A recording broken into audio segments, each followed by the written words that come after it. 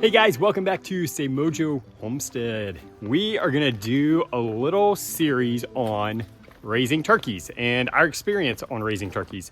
So we'll do it every week or two, kind of as our midweek, do updates. It may go 2 or 3 weeks depending on, what's going on and how much they're growing. So we started them out with our baby chicks right here.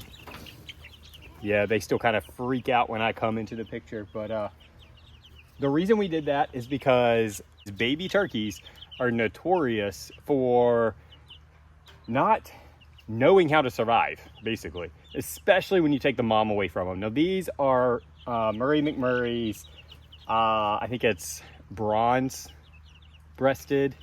I think that's right. It's basically their turkey version of the big red broiler. So the chicks we have in here are big red broilers. They're a meat bird, if you don't know. And the turkeys are also a meat breed. So basically that means that they can't reproduce on their own. So it makes them even dumber when it comes to survival.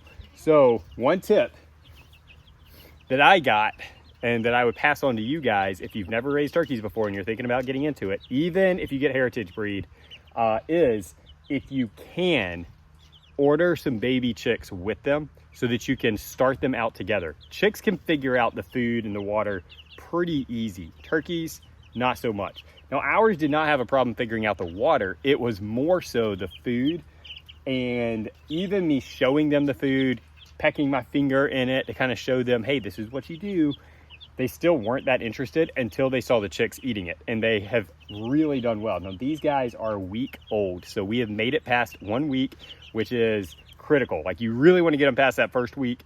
Then after that, each week that they continue to survive, they get stronger and smarter. So they can be a really durable bird if you can get them past that first few weeks.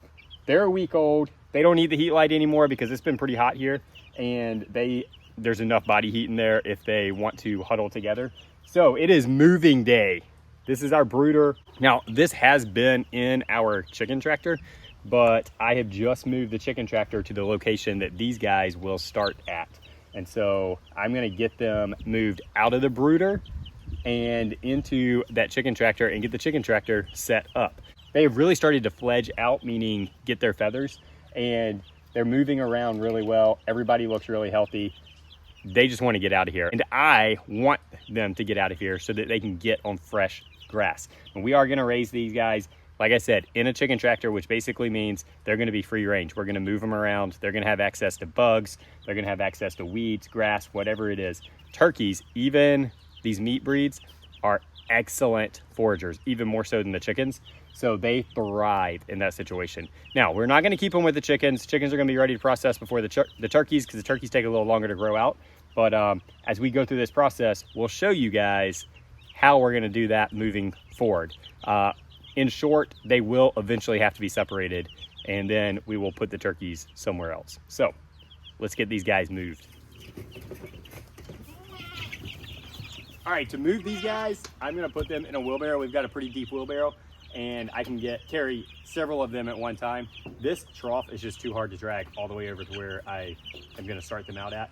So we're going to put them in their little wheelbarrow train and get them moved.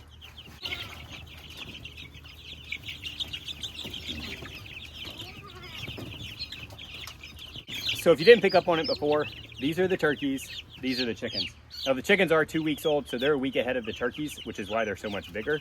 But they've been getting along. They haven't been bullying them. That is definitely one thing you want to watch out for, though. Even if they are the same age, just make sure one's not bullying the other, because if that's the case, you got to separate them.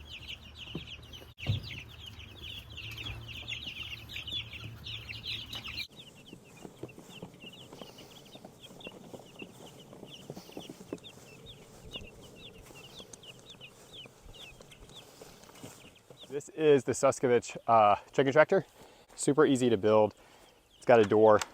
Let's go in and check these guys out.